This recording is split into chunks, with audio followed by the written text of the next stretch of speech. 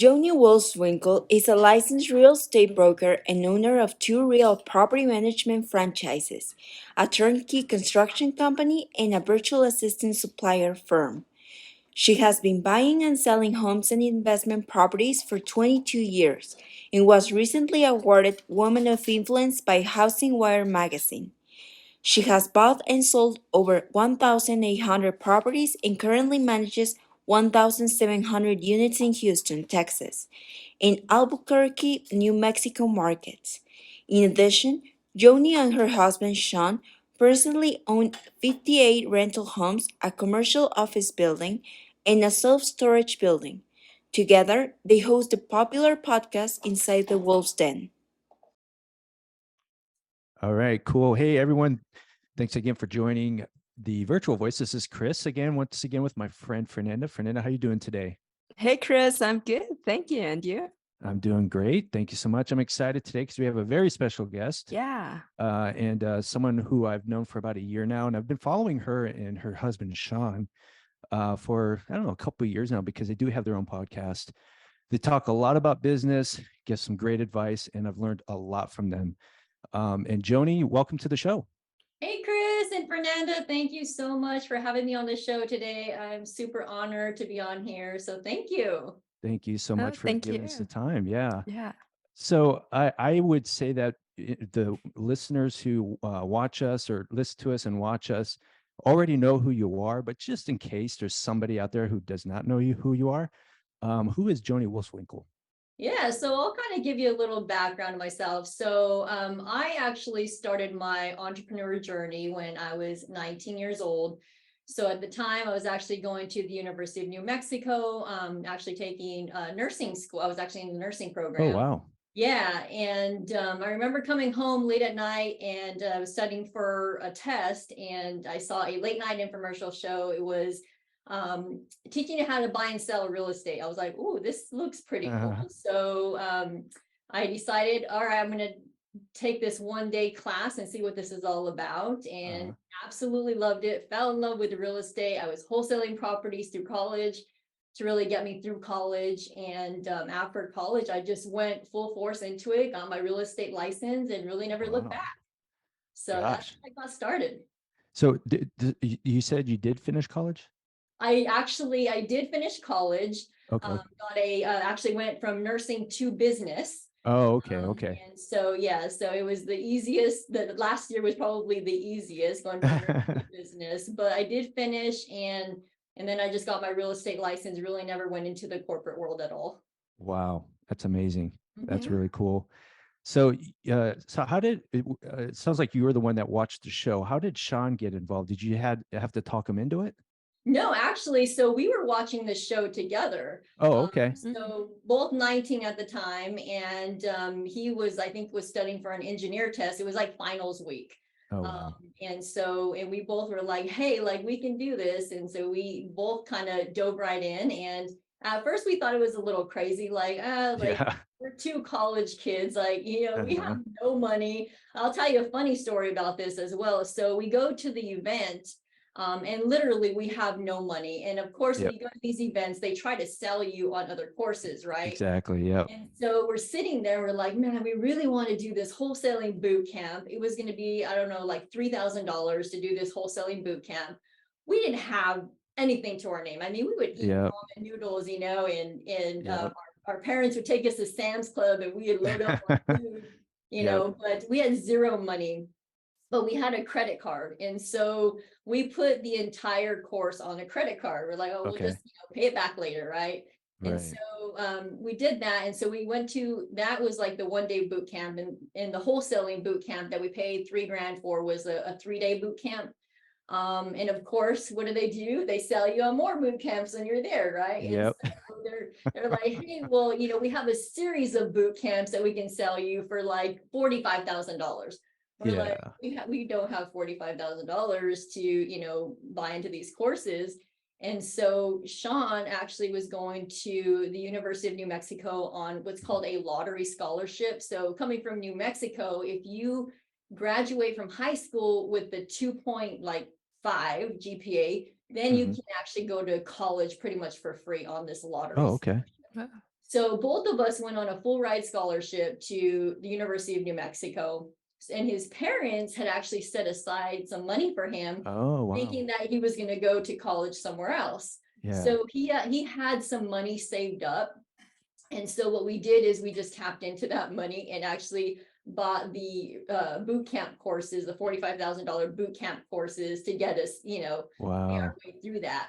And I can remember Sean's mom, she was so mad. She's like, oh my God, I cannot believe you spent your entire money, your entire college fund on these real estate courses.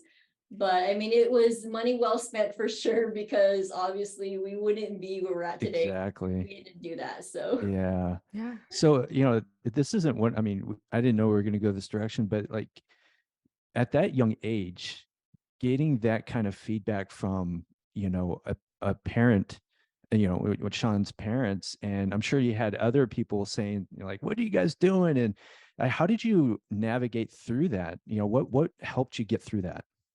yeah, so Sean and I have been best friends since we were 15 years old. So Oh, we cool. leaned on each other for that support. So anytime somebody told us that we couldn't do it, we kind of just looked away and just kept going. Sure. And also, like, growing up, I didn't come from a lot of money. And in fact, and I think one of the questions that you had is, did you know you were going to be an entrepreneur early on, right? Right. And I didn't know that, but I knew that I wanted something different. I knew that I wanted to be someone. Like, growing up, I didn't come from much. I saw my mom, she worked 2 jobs to try to support us. And she worked her butt off. And I saw Yeah. that growing up, and I wanted a different life. I wanted Mhm. to help my family. I wanted to be the one to be successful. And so many people doubted me throughout, family, friends, everybody doubted. But I wanted to prove to them that we could do it. So part of it was Exactly. drive.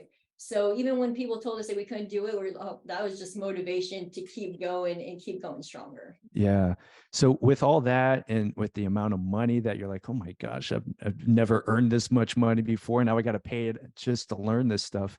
Was there ever any time where you're like, oh gosh, are we doing the right thing? I'm like, or we really should be doing this, 100%. I think we Yeah. all kind of, wonder Yeah. sometimes if we are making the right decisions. But I think that, having Sean as my support system was huge. And then also, Sure. having mentors early on. I remember, like, part of the boot camps that we paid for was to have a mentorship program. So I had Okay. a mentor that actually came out to New Mexico and literally walked us by the hand Oh, and wow. showed us every step of the way, like, what to look for when purchasing a property.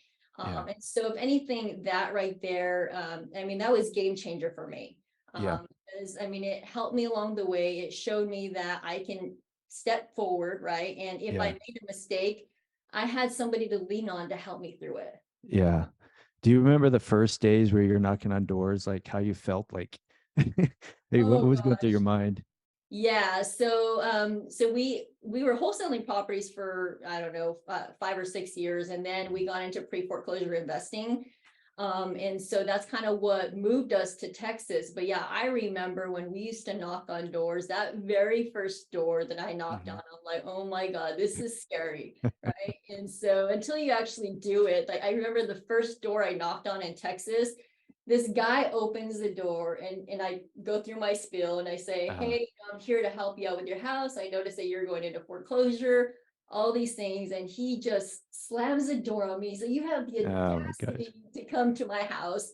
And I thought the door was just going to shatter in a million pieces. I went home that day. I was like, oh my God, I just wanted to cry. Yeah. Yeah. But really, it actually got me out of my comfort zone to, pursue other things and um, not be afraid of the unknown, right? Yeah, exactly. So you jumped in at 19 years old. Before that, high school and in earlier years, did you have any other jobs? Yeah, I did. So, I mean, my very first job was at 15 years old. I actually worked at Taco Bell. So when I could legally, get my workers Yeah. permit and actually work. But then at 17, I actually had a sales job at Victoria's Secret Direct. I don't know if you guys remember, but we actually used to use catalogs and order Yeah, through I remember catalog. that. Remember that? Yeah. Mhm. So, and right there, I think that was where I found my true passion. Sure. My passion for sales, like my unique ability was found in that job because Oh, I wow. learned, that I love to build relationships. I love connecting with people, and sales just came natural to me. Hmm. And so that job was real. That was right before I decided to go and pursue, real estate and be in business for myself was right after that. Yeah, that's amazing. So you shared that your motivation was your pretty much your upbringing about not coming from a lot of money. Did Sean have a similar experience where you both had that thing in common and you wanted something different? It's funny because we didn't. He came from the total opposite. Like his mom was a physician. She was an OBGYN, Mm. and his dad was a business owner. But what we had in common was that his parents worked, they're probably the hardest working people I know. Mhm. Yeah. Like, sun comes up, they were out and about. She was delivering babies and they were sometimes at the hospitals with her while she's delivering Oh, babies. wow. Wow. Yeah, so he saw all that. And even when he was younger, like 12, 13 years old, he was working at the cabinet shop with his dad, sanding cabinets and helping him in the office. And so I think that was probably the commonality between the both of us, so that we were driven people, hardworking, where we were really unstoppable together. Wow. Wow. That's so cool. Yeah. Yes. So, what are some of the big lessons learned as an entrepreneur so far that you've learned? Oh gosh, there's been definitely a ton of lessons learned, but I think um I think the biggest thing is accept failure, right? I think for a lot of us, we are afraid to fail, or we're scared, what will happen if we fail. I think Sure. that you have to know going in as an entrepreneur, you're gonna fail, right? Yep. Hmm. Part of success, you can't have success without failure. Yep. And Exactly. so that's one thing. And the other thing is make a decision. I think that a lot of us, want to be business owners. We want to be entrepreneurs. We Yeah. want to get healthy. We want to get fit, whatever it is, but we don't want to work hard for it, or we think that, we can't do it, or, there's something that's going to hold us back. So just make a decision. You don't have to get everything right. Just Sure. take that first step, really. Yeah. That was the one thing for me. Like when I started, I just allowed fear to really dictate my decision-making Yeah. process.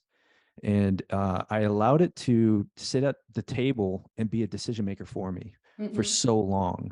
Yeah. And I knew deep inside I wanted something. Like I want my own company. I don't know what it is, but I want my own business. And then it just got to a point where it was actually physically not killing me, but it was eating at me, Yeah.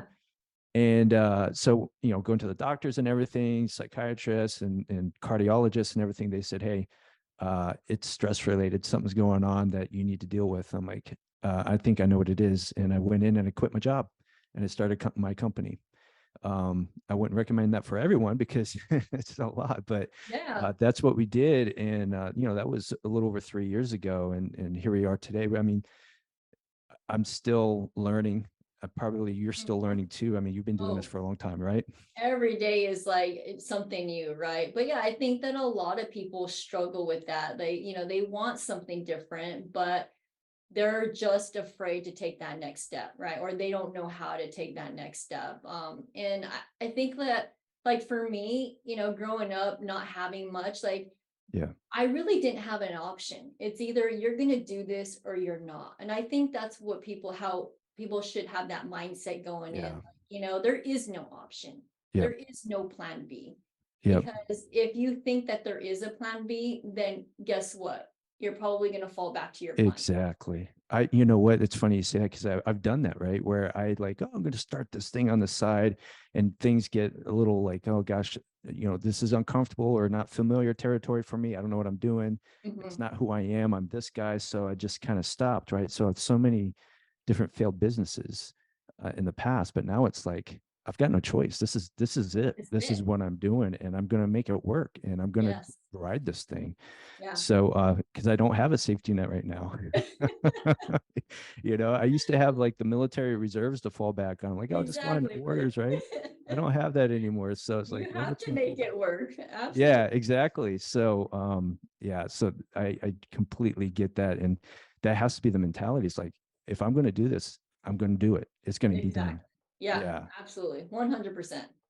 So what, I know this is kind of a hard question. Like people say, what do you wish you knew at the beginning? Right. But we all needed to go through this journey, to be where we are, be who we are. But, if you were to tell a young Joni, a couple of things to help her get started, what would you say? You know, I thought about that question when you asked it, or when you were, sending the questions. And Yeah.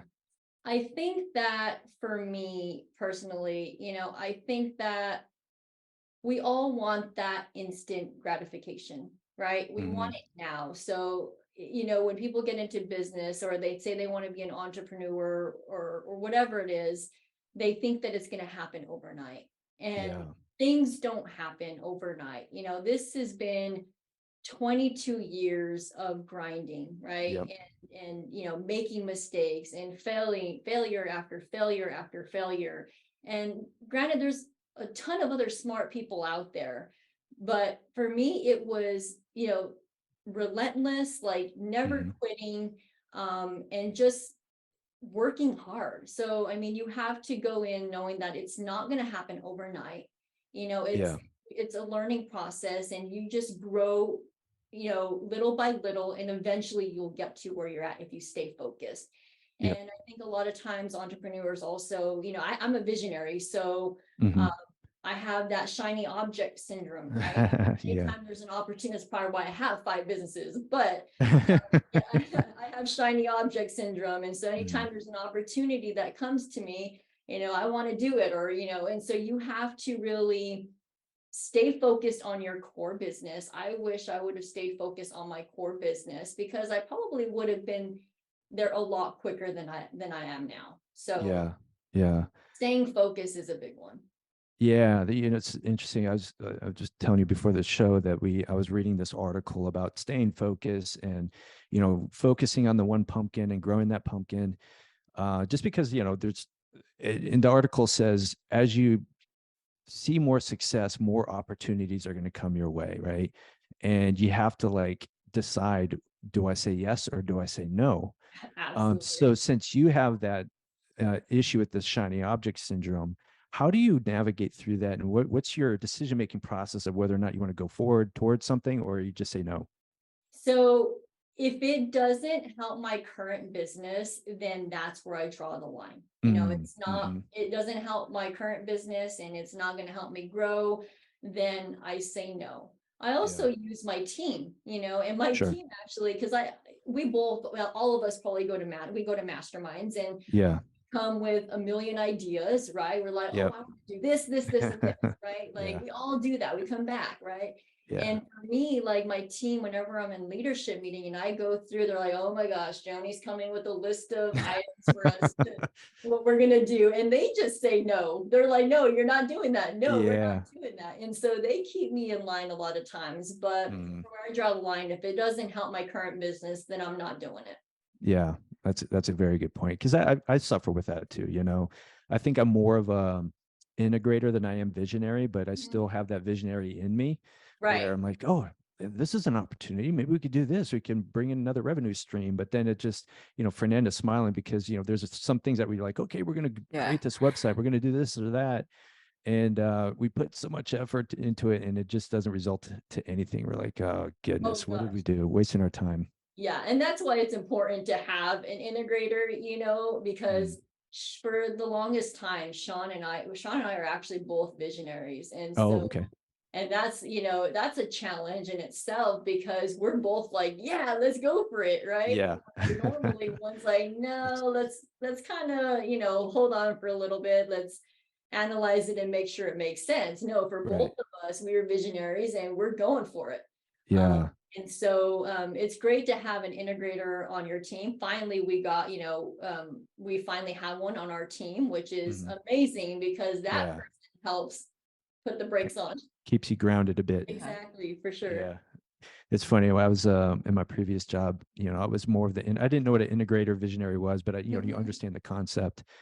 And I was always called the negative Nancy because, all these great ideas came up at the table. And I'm like, what about this? What about this? Like, gosh, Chris, can't you just let us get through these ideas and be excited about it before you start raining on our parade? So yeah, I guess that's the role of the integrator sometimes. Yep, that's okay though. Yeah, definitely. We all have our roles. Absolutely. So switching gears just a little bit, I know that you're really heavy in the remote team space. So Yes. how did you first get introduced to remote team members? So about 6 years ago, I remember I was struggling in my property management business to grow and Mhm. scale. We're at that point, I think we're probably like 500 doors.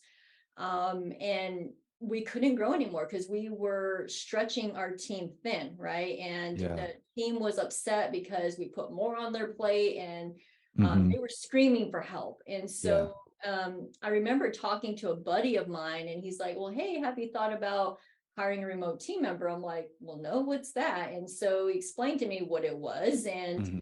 and I was like, oh, well, that sounds great, but I don't know how that's going to work with them living in a different country and Yeah. working. I think a lot of people kind of have that hesitation of like, how is that going to work? I Yep. want to see them face to face. We all go through that, right? Yep. Um, and I say, you know what, I'm going to try it out. I was to that point where like it didn't matter. Like I had to do something different. Yeah. And so I went ahead and took that first step, remember making a decision. Yep. And I did that, and man, I never looked back. After that, I just started putting every time an employee would leave, I would Yep. put a remote team member in place of that. New one would leave, I would just put a new one in place of that. And finally, I have like 18 remote team members and probably about Wow. 18 in-office staff. So about half and half now. Oh, wow. And so, yeah, it was just really taking that first step. And I'll tell you a funny story. So Uh-huh. I have 18 remote team members and a mutual buddy of ours, right? Yeah. Steve Rosenberg, I'll mention him. Anyway, he had Yeah. a remote team member business here in Houston. And when he sold his company, he's like, I'm just going to let this go. I'm like, well, don't let it go. Like, I'll take it. And so I Yeah. ended up taking it, moving all of my remote team members into that company. And then I Nice. started servicing, a lot of other service-based industries that were in Yep. need of hiring as well. So that's kind of how all that started. Do you remember your first hire and like what position this person was? Yeah, so my first remote team member was in the leasing department. So, Okay. they would take incoming calls for, leads wanting to lease out properties. And they would almost like receptionist duty type of stuff Sure. was kind Yep. of our first hire. Yeah. I remember, so my first hire, and I was so nervous hiring this person. I knew I was going to go remote team member, but I was like, I'm still nervous about it. I looked at the job description not long ago of that first hire, and it was Uh-huh. like finance, marketing, sales, you're everything, I'm like, man, this is way too much for this person. But just one of those things that as time goes on, you just kind of learn the position descriptions and things like that. Oh, Uh, absolutely. And so something that we do is so we mhm. use the predictive index when placing them. It's not very similar to a culture index, Okay.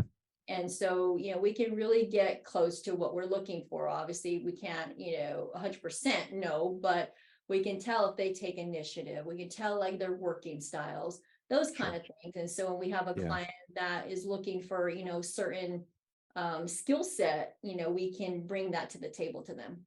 So I know your company's kind of formed differently. I mean, a lot of people go to let's say Fiverr or Upwork, but you operate differently. How does first of all, what's the name of your company and how do you guys operate? So the name of our company is True Work Logistics. Mhm. And so the biggest difference is that our company is a Mexico-based company. So we pay the Mexico taxes, all of that good stuff, right? Yeah. And so with that, our remote team members do get the benefits that Mexico provides to them. So I think that's the biggest difference there, right there, is that these individuals want stability within a company. So Sure. when you're looking for retention, we probably have a higher retention than a freelance VA company because they're looking for stability. They're looking to grow Mhm. within a company, which is our company. And so like our average remote team member in our company is 4 years. Okay. It's about a year and a half with placing for others, but we've only been doing it 2 years. Wow. So they stick around. Yeah. And you just focus on Mexico, is that right? We do have Philippines as well, but Oh, typically okay. like the Philippines, we have mainly for like accounting and some of the back end stuff. But Sure. yeah, absolutely, we can do Philippines or Mexico, but majority of them come from Mexico. And then when you say the benefits and things like that, so what other benefits come along with working through your company? So they get their medical benefits there Oh, and then wow. also housing benefits as well in Mexico. That's interesting. Yeah. That's really cool. So as far as remote workers, how have they helped you in your business scale? Oh gosh, like I mean, they are probably the only way I've been able to grow and scale to this point. Hmm. I say that my remote team members are, just as talented as my in-office staff. Yep. Um, that's how amazing they are. And it doesn't matter what position I have. I have 5 companies, and in every single company I have a remote team member in. I have them as project managers. I have them in accounting. I have Nice. them in maintenance. Hmm. In sales, I have them kind of as the BDM assistant. So Yep. it doesn't matter. We can find the talent. And that's, Yeah. I think if I can give any advice out there is that don't be small-minded to think that you can't find the talent, just because Right. they're team members, because Yeah. you can find just as talented people. Absolutely. And Yeah. I've experienced that myself with our companies too, where I've only got 2 local people on my team. Everyone else is remote.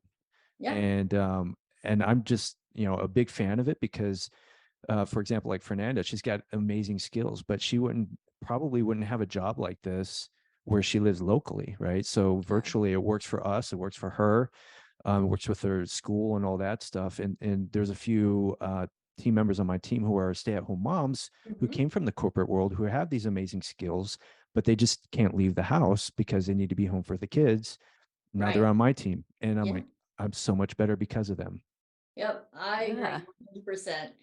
It was the best decision we made. And like I said, anytime I need to hire a new employee, I'm looking, hey, can I hire remotely for this position? Obviously, we can't as a runner, right? We have to put signs and lock boxes, all that Exactly. stuff. But Yeah. if we can, that's what we're doing.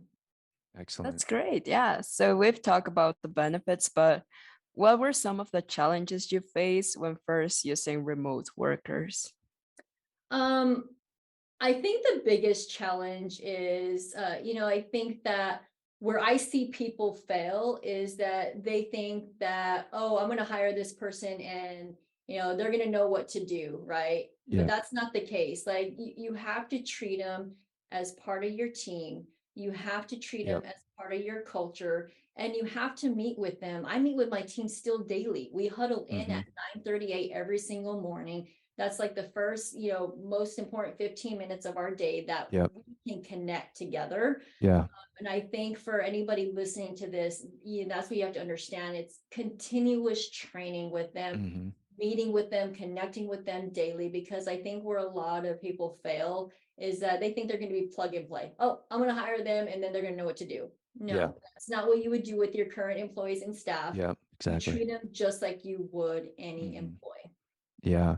And you have to so one thing that we do, we don't do the daily huddle, but I kind of like that, Fernando. Maybe we should start doing Yeah. that. We do a weekly meeting, and then we have like our individual meetings, depending on whatever their discipline is or whatever department they're in. But we do a lot of soft skills training where we just talk about like mindset, self limitations, things like that. And we I go love that. through I don't know if you heard of Craig Rochelle. He's a Uh-huh. leadership guy. Yeah. So he's a pastor, I think in Tennessee or something. But so he's got a leadership podcast. Fernanda and I listen to him a lot. We take a lot of his content and then we create training within our team on it. And it's a great opportunity for us every month to get together. And what we do is, we don't talk about work. We talk Yeah. about life. And because we're not in the same office, because we can't sit, I can't go to Joni's office and sit down and say, oh, hey, how was your weekend? You Right. don't get that in the virtual world. But this is an opportunity to get to know the team better. And there's a lot of times where, team members will break down, they'll cry, they'll talk about things or relationships and things like that. And it's amazing because they have that trust within the team Oh that gosh. it's amazing, Yeah. and then because of that, we're such a stronger team and we really enjoy being around each other, or not Yeah. around, but virtually around each other. Yeah, no, absolutely. They become part of your family, right? And Exactly. you have to do that. Whether you have the meeting rhythm that you have or a team huddle. We have customer service workshops on Thursdays. And so that's a way for, I like to push my team out of their comfort zone and start Yeah. leading, and so I have my remote team members lead our customer service workshop. If they have a skill set, say they, great at maybe organization, or they have great phone skills, those kind of things, I have them lead the workshop because that's pushing them and That's that's, great. to growth. Yep. And we've seen so many of our remote team members just grow just from providing them with those, the opportunity to do that. Exactly. Yeah. And self-improvement, we're big on self-improvement in our organization as Yep. well. Like, you have to, as an entrepreneur, as a business owner, you have to provide those opportunities for them. Absolutely. And that's one thing for us too. One of our core values is always improving. Mhm. And our training always has to point towards that core value. If we're not improving, then we need to do something else. Love it. Yeah. So, but yeah, that's amazing. One thing that, we just had a podcast with my friend Phil, who's a retired Green Beret Army, and Oh, cool. I served with him in Afghanistan, Uh-huh. and this guy's an amazing leader. And when I learned he was consulting for leadership, I said, hey, Phil, I want to work with you. In fact, I'm meeting with him here in about 45 minutes. Um, and we were talking to him, and one thing he was mentioning is exactly what you said, is that, we should start having our team members run the training rather than Fernanda and I doing it all the time, because it gets them ownership. They get a little pride behind what they're doing, and they get excited about teaching the rest of the team something they're passionate about. Absolutely. I think it's the greatest thing that you could do. Hmm. They will thank you for that because it's no longer Chris and Fernanda, right? Like, it's Yeah. the team that makes these decisions. And if you tell them that, hey, like, I want your feedback, give me your Mhm. feedback, regardless of, no idea is bad. Just give us the Yeah, ideas. exactly. They're in the trenches. A lot of times, like, we're so close to it, and also we don't know what's going on the day to day. And so Sure. they can provide us the feedback as to, okay, like, let's change something, right? And so Yeah, being open with your team is extremely important and giving them that opportunity. absolutely.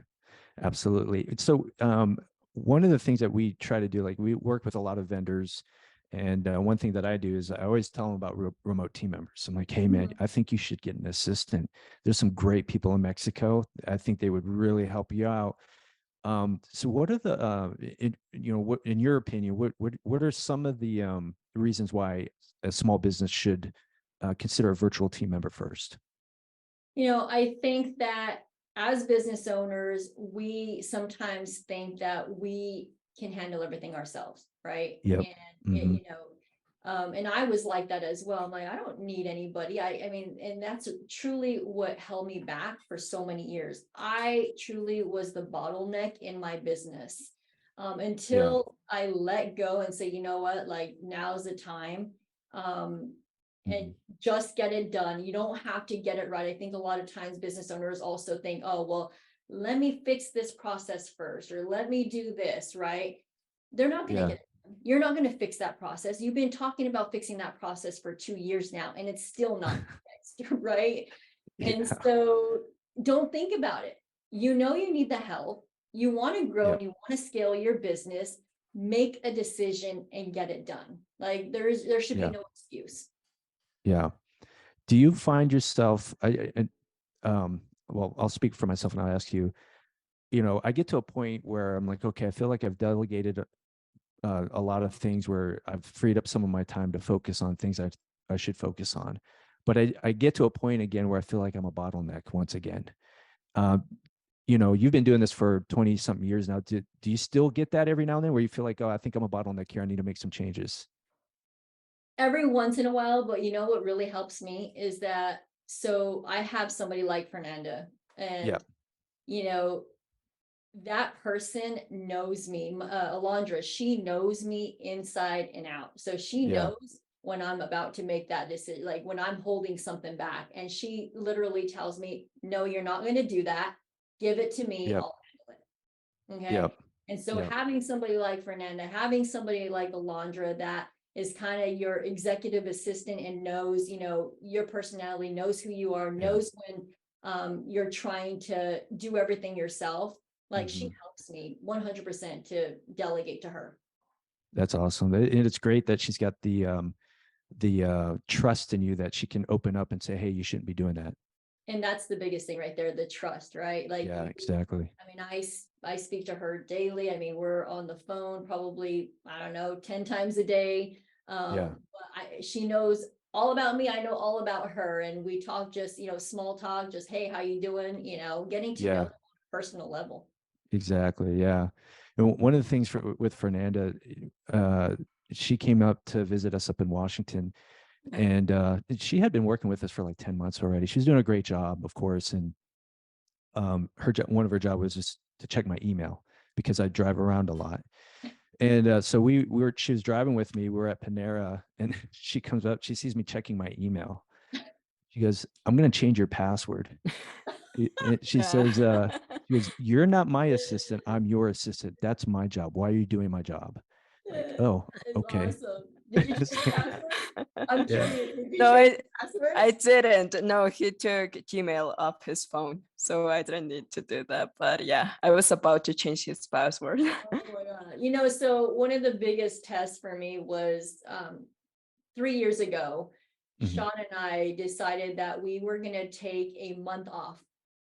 We were going to, and we were going to get everything in place the year before so that we can truly take a month off. And I mean off the grid, no phones, no emails. Wow. No access to any employees, like truly a month off. And that was hard. Like I remember like probably like day 8, I was like itching to check my email. I was itching to, send a contract out to an owner. I was just, but what that really taught me was that, you know what, things will still get done. It might not be your way, but things are going to get done. Right. And so I came back fully refreshed. Nothing happened. There was no fires. There was no, everything was still intact.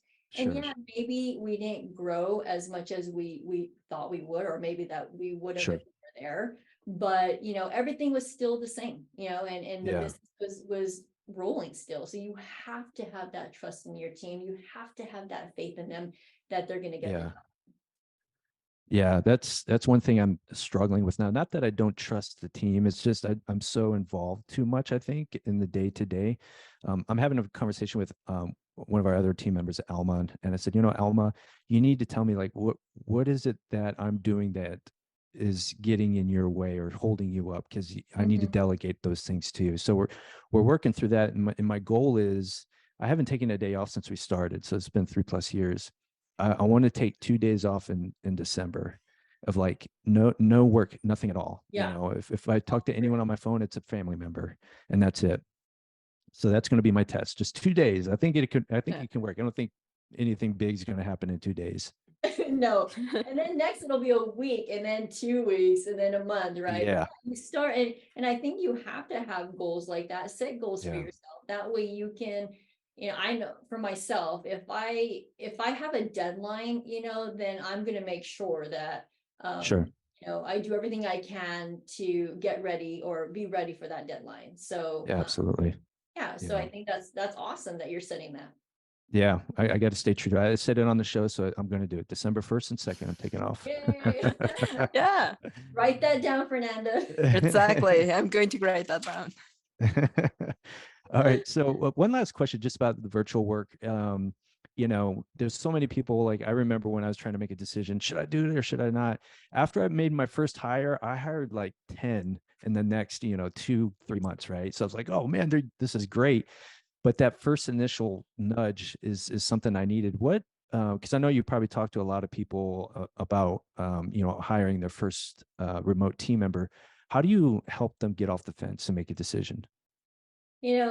So what I do is I have them make a list of things that they are currently doing in their business that they Hmm. know that they shouldn't be doing. Yeah. Okay. I think for Hmm. them, they don't know where to start. And Yeah. so I sit there and I actually write the list out with them. So those are the immediate things that we are going to delegate to that person when we hire them. And once they can see that, Hmm. then for them, that's the turning point. Okay, I'm making a decision. I need to do this because I don't need to be, responding to emails. I don't need to be, talking to vendors or, Yeah. all the paperwork, with invoicing. I don't need to be doing that. And so once they can Right. do that, that's when they make the decision. Yeah. Absolutely. That's great. It's just funny. I mean, you say like you sit down and you do these things for all these people, but then I'm looking at my next question that you have. Phone call. That's not supposed to happen during a show. Sorry. But one thing you've said it a couple times. You've got 5 businesses, and you have you have a family. You have things that you want to do. You have to have your me time. So first of all, what are your businesses? So I have two property management companies, one in Mhm. Houston and one in Albuquerque, New Mexico. So we How many manage doors are you up to now? 1,800 between the two Wow, markets. nice. And then we have our investment company, which is Texas Turnkey Properties here in Houston. Basically, what we do is we build from the ground up new construction duplexes and single family homes. Nice. We sell them to investors and then we professionally manage for the investors. So still kind of in that core business, right? Sure, sure. Um, and then we have our virtual assistant company, which our niche has been, servicing not just property management companies, but other service-based industries. So roofing Sure. companies, construction companies, Yeah. Mhm. plumbing companies, any service-based industry. We're part of Neighborly, which is a franchise, and they have Okay. like 20 some different service-based industries. And so, Mhm. we actually service to them. Oh, wow. Yeah. And then the last company that I have is a plumbing company out in Albuquerque, New Mexico. So yeah, I have a lot going on, but Yeah. I think that the key here is having a good team, right? Yep. Mhm. So we have an amazing team and we have leadership in every single one of those companies. And so Mhm. basically I show up to leadership meetings on Tuesday. We have implemented EOS, which is the entrepreneurial operating system, which Yep, I'm we sure got that you're too. familiar with, right? We Yep. have our Mhm. meeting rhythms, we have our rocks, and we all know where the vision is, where the company is going in each company. And that's Mhm. truly what I manage in those. And everything else, the team kind of handles everything. That's awesome. Really, I think I mentioned this earlier, my unique ability is building relationships and Yeah. connect with people. And so that's where I want to be and that's where I am. So Yeah. part of the virtual assistant company, like what I love to do is help and coach, service-based industry companies on, okay, Yeah. like how can I implement this in my business? How can I hire a remote team member in my business? And I help them along the way as well. So I just don't place them. I actually help Sure. and train them as well, so that they are successful in their role. That's awesome. Well, I want to respect your time. I know we've been going on, I don't know, probably about 40 minutes or so, but I just want to thank you for your friendship, your mentorship. Everything that you're doing, your content that you put out has really helped our company out quite a bit. So I just wanted to just appreciate what you do, what Sean does, and everything that you guys do together. It's just amazing. And yeah, so thank you for doing that. Fernanda's got a couple last questions for you. Awesome. Yeah, so thank you so much, Joni. So one question is, which book was the most influential book you've ever read? So I think How to Win Friends and Influence People was probably one of Mm, the first books. It's kind of an old school book, yeah. but love that book. It really helped me when dealing with people, getting out of my comfort zone, knocking on those doors early on. Yeah. Um, that was probably one of my favorites. Wow, Awesome. that's great. Yeah. And if someone relates to your story and would like to contact you, how would they get in touch with you? So I'm on social media, of course. It's Joni Wolfswinkel. I also have a podcast called Inside the Wolf Stand. You see it back there. Yeah, there it is. Feel Yeah. free to download it. It's actually Sean and I, my husband and I's podcast that we have tons of amazing guests on there. It's an entrepreneurial based podcast, so not just real Yeah. estate related, not just Mhm. property management related. It's all Yep. industries, entrepreneurs, and real life lessons. So we like to Yeah. get vulnerable on the podcast, right? Like Yep. you'll hear all of our success and failures in Yeah. as an entrepreneur. So Yeah, you that and then guys, go ahead. I'm sorry, you guys cover a lot in there. You cover mindset, you cover with the books you all read. You have some Yes. amazing guests on there. You had one about the imposter syndrome not too long Oh, ago. That was gosh, just an that was amazing one. mhm, Chris Kelso, right? right. Yeah, So, that was yeah, that was a great show. we try to, we just don't have just one, business owner. We have variety, like you said, mindset. Mhm. So yeah, check that out. And then also I wrote a book 2 years ago called The Choice is Yours, Balancing Success as a Wife, Mom, and Entrepreneur. So if you want to Wow. learn more about my story, and going from where I was to where I am now, check that out. You can get that on Amazon as well. Awesome. Awesome. Wow. That's a lot. Cool. So, and Joni, if someone wants to reach out to your company for virtual teamwork, who's the best person or what's the best way to do that? So you can reach out to Joni at trueworklogistics.com. Okay. And I will send the information to Fernanda as well. If you wanted to put that in the show notes, Sure. you're welcome to. Yeah. Absolutely. Well, cool. Thanks again, Joni, for your time, for being gracious with your time and joining us today. I really appreciate, like I said, everything that you guys do for the community. We've benefited from it, and I'm just honored to know who you are and Sean. And I look forward to hopefully doing more business with you guys. Likewise, and I am honored to be on the show today. So thank you too for having me on. No, thank you, Joni. So yeah, as Chris said, thank you so much, and it was really inspiring. Yeah, I'm young, so listening to your story, it's I don't know, really inspired. So thank you so much. I'm glad I inspired somebody. But yeah, thank you everyone just for being here also, and yeah, stay virtual. Thank you. See you, everyone. All right. That was another great episode with an amazing person, Joni. And it's just amazing that just one person can do so much, Yeah. And one thing that stuck out in this episode for me was what she said about making a decision and just doing it. Like it's like, all right, I'm going to make a decision. I'm going to own the decision and I'm actually going to get it done. And I can, you can look at what she's doing in her life, what she's accomplished and what she's doing now. She does that, it seems like on a daily basis, Yeah. And she's done a lot. She's still doing a lot. And she's got the same amount of time in a day as we do, right? Yet she's able to accomplish as much as she has and as much as she is. And the reason why she's able to do that, because she's got systems, she's got a team, she does it through leadership and training. And so she's an example of like, you've got these ideas in your mind, you have these things that you want to do, then go out and do it. Make that decision, go out and do it, and bring people along with you and to help build whatever it is you want to build. And you look at her life and what I follow her on social media, and we're part of a couple of different groups.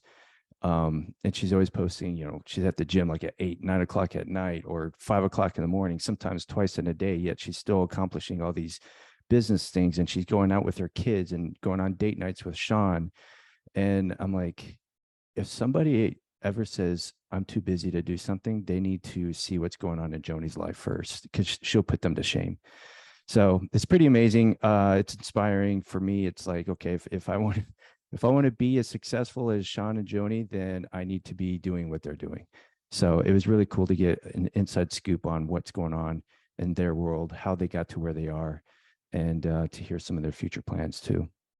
Yeah, as you said, it was a great episode. I really enjoyed this one with Joni, and I don't know, she's really nice, and it's so Mhm. inspiring to see like her journey, Yeah. and more like at my age, because she started like at my age with her Yeah. business Mhm. journey.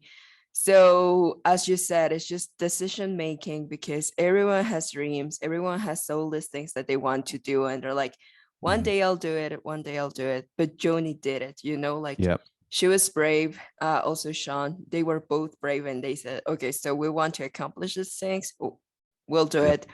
What's doesn't matter if it doesn't work out, like we're going to try, Yeah. and just making those decisions that weren't easy, just like, for example, being that young, because right now I'm thinking like, wow, spending that amount of money, just like, I don't Mhm. know, for a boot camp or something, like it Yeah. seems expensive, but Yeah. just taking that hard decision, saying like, okay, so we're going to get something out from it, Yeah. and Mhm. just risking everything.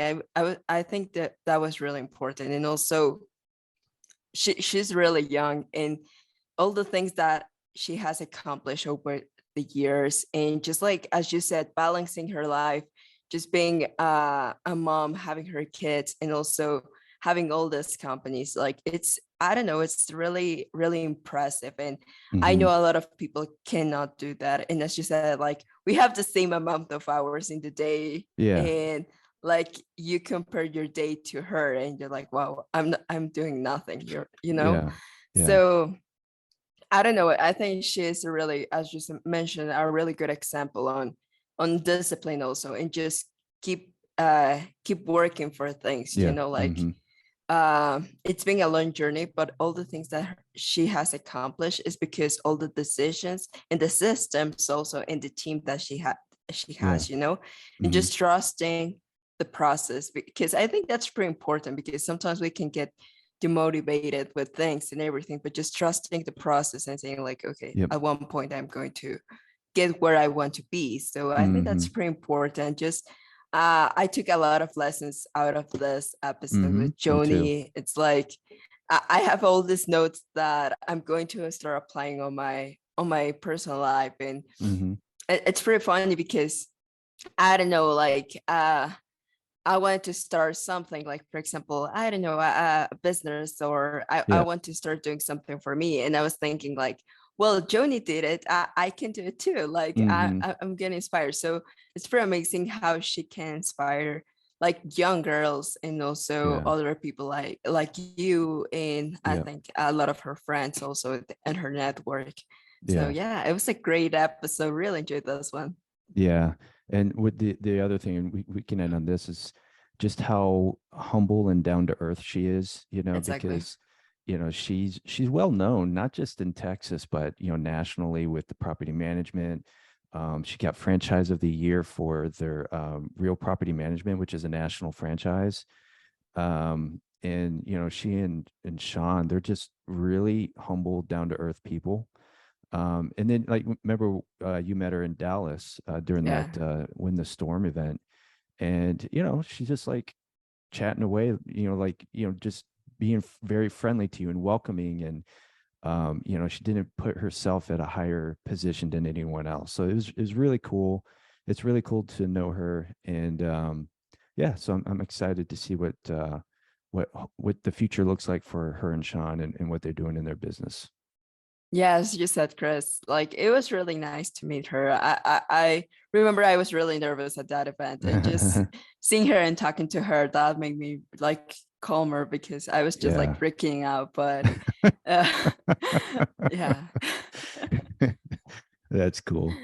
But yeah, as you said, there are a lot of goals that Joni has. We know Hmm. that, and I'm also excited just to see all the things that the future has for her. Yeah. And yeah, it's going to be amazing. Yeah, absolutely. Well, sweet. This is another great episode, and we've got a couple more guests lined up. You and I talked about it yesterday, and we Yeah. had some conversation with some people, and so we're pretty excited about some people coming up about talking leadership business, mentorship, and things like that. So it's going to be exciting and great interviews with these people. So, but yeah, I guess that's it. Do you want to wrap us up there, Fernanda? Yeah, so thank you everyone for listening to this episode. Thank you, Joni, for being an amazing guest. And yeah, just as Chris mentioned, we're going to have more guests. It's going to be pretty cool. So just stay tuned for the next episodes. Stay virtual. Thank you.